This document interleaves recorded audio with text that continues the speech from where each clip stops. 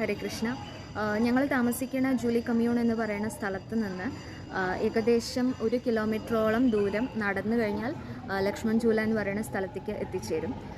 ഈ വഴി എന്ന് പറയുന്നത് കുറച്ച് റിമോട്ടായിട്ടുള്ള ഒരു ഏരിയ ആണ് കേട്ടോ. ബിൽഡിങ്ങുകളുടെ ഉള്ളിൽ കൂടെയൊക്കെ ആയിട്ട് അങ്ങനെ ഒരു റൂട്ടാണ്. പക്ഷേ നമ്മൾ ഗൂഗിൾ മാപ്പൊക്കെ എടുത്ത് പോണ സമയത്ത് നമ്മളൊരു പകുതി വഴി എത്തിയാൽ തന്നെ ആൾക്കാർ നമ്മുടെ മുന്നിലും പിന്നിലൊക്കെ നടക്കണ കാണാം, ടൂറിസ്റ്റുകൾ തന്നെ. അതിൽ തന്നെ അധികം ഫോറിനേഴ്സാണ് ഋഷികേശ് വിസിറ്റ് ചെയ്യണം. ഞങ്ങൾ ആദ്യം പോയത് ഹരിദ്വാർ ആണെങ്കിലും അവിടെ കമ്പാരിസണിൽ അധികം ഫോറിനേഴ്സ് ഉണ്ടായിരുന്നില്ല. പക്ഷേ ഇവിടെ അധികവും വിദേശത്തു നിന്ന് വരുന്ന ടൂറിസ്റ്റുകളാണ് ഉള്ളത്. അപ്പോൾ അങ്ങനെ ആ റൂട്ടിൽ വന്നിട്ട് ഏകദേശം 1 കിലോമീറ്റർ നടന്നു കഴിഞ്ഞാൽ ലക്ഷ്മൺ ഝൂലയുടെ അവിടേക്ക് എത്തും. തൂക്കുപാലാണ്. അത് ക്രോസ് ചെയ്ത് കഴിഞ്ഞാൽ നമ്മുടെ 2 ഭാഗത്തും ഗംഗാ നദിയെ കണ്ട് നമുക്ക് ആസ്വദിക്കാൻ പറ്റും. അത് കഴിഞ്ഞാൽ ഈ ലക്ഷ്മൺ ഝൂല അവസാനിക്കണ ആ ഭാഗത്ത് തീരത്ത് എത്തിക്കഴിഞ്ഞ് കഴിഞ്ഞാൽ അവിടെ ത്രംബകേശ്വർ ക്ഷേത്രം എന്ന് പറഞ്ഞിട്ടൊരു ക്ഷേത്രമുണ്ട്. ശിവൻ്റെ ക്ഷേത്രമാണ്. ഇവിടെ ഞങ്ങൾ പോയത് 2 ക്ഷേത്രങ്ങളാണ്. രണ്ടും ശിവൻ്റെ ക്ഷേത്രങ്ങളാണ്. ഒന്ന് ത്രംബകേശ്വർ ക്ഷേത്രവും ഒന്ന് ഭൂതനാഥ ക്ഷേത്രവും. ഈ 2 ക്ഷേത്രങ്ങൾ ഈ പറഞ്ഞ ത്രംബകേശ്വർ ക്ഷേത്രത്തിനെ കുറിച്ചാണ് പറയുന്നത്.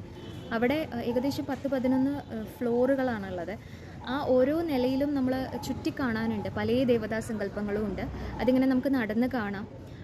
ഓരോ നില നമ്മൾ കയറുന്ന സമയത്ത് ഇപ്പോൾ ത്രംബകേശ്വർ ക്ഷേത്രത്തിനെ കുറിച്ചാണെങ്കിൽ തൊട്ടപ്പുറത്ത് നിന്ന് ഞാൻ പറഞ്ഞല്ലോ, ലക്ഷ്മൺ ഝൂല കടന്ന തീരത്താണ് ഈ ക്ഷേത്രം. അപ്പോൾ നമുക്ക് ഗംഗാ നദിയുടെ വ്യൂ ആണ് അവിടുന്ന് മെയിനായിട്ടുള്ളത്. നമുക്ക് ഓരോ ഫ്ലോറിലും ഓരോ ദേവതാ സങ്കല്പങ്ങളെ തൊഴാം.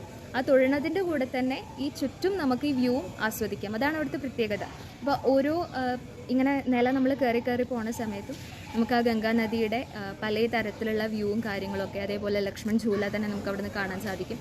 വളരെ ഭംഗിയായിട്ടുള്ള ഒരു സ്ട്രക്ചറിലാണ്. ഏറ്റവും മുകളിലത്തെ നിലയിലാണ് ത്രംബകേശ്വര മഹാദേവൻ്റെ ദർശനം ഉള്ളത്. അങ്ങനെയാണ് ആ ത്രംബകേശ്വർ ക്ഷേത്രമാണ് ഞങ്ങൾ ഇന്നലെ മെയിനായിട്ട് കവർ ചെയ്തത്. ആ ഒരു ക്ഷേത്രം കവർ ചെയ്യാൻ മാത്രം ഏകദേശം 2-2.5 മണിക്കൂർ എടുത്തിട്ടുണ്ട്. അപ്പോൾ അതാ പറഞ്ഞത്, കുറേ നിലകൾ കയറിയിട്ടാണ് അവിടെ പോണത്. അപ്പോൾ ഈ സ്ഥലങ്ങളിലൊന്നും നമുക്ക് അങ്ങനെ അങ്ങോട്ട് ക്യാപ്ചർ ചെയ്യാൻ പറ്റില്ല, വീഡിയോ ക്യാപ്ചർ ചെയ്യാൻ പറ്റില്ല. അവിടെ പല റെസ്ട്രിക്ഷൻസും കാര്യങ്ങളും ഉണ്ട്. എന്നാലും ഫോട്ടോസൊക്കെ ചിലതൊക്കെ എടുത്തിട്ടുണ്ട്. അതൊക്കെ നിങ്ങൾക്ക് ഇനി ഷെയർ ചെയ്യുമ്പോൾ കാണാം. എന്തായാലും മെയിനായിട്ട് ഞങ്ങൾ ഇന്നലെ ഈ ഒരു ഏരിയ ആണ് കവർ ചെയ്തത്. ഈ ലക്ഷ്മൺ ഝൂലയുടെ തന്നെ നമുക്ക് പ്രത്യേകതയായിട്ട് നമുക്ക് കാണാം, 2 ഭാഗത്തും പഞ്ചമുഖി ഹനുമാൻ്റെയൊക്കെ ദർശനം നമുക്ക് സാധിക്കും ഈ ഝൂലയിൽ കൂടെ നടക്കുന്ന സമയത്തൊക്കെ. എന്തായാലും ആദ്യം ഞങ്ങൾ ഉച്ചതിരിഞ്ഞാണ് ഇവിടെ ഋഷികേശിലെത്തിയത്. അപ്പോൾ ആദ്യത്തെ ദിവസം ഞങ്ങൾ ഈ ലക്ഷ്മൺ ഝൂലയും ത്രംബകേശ്വർ ക്ഷേത്രമാണ് ഞങ്ങൾ കവർ ചെയ്തത്.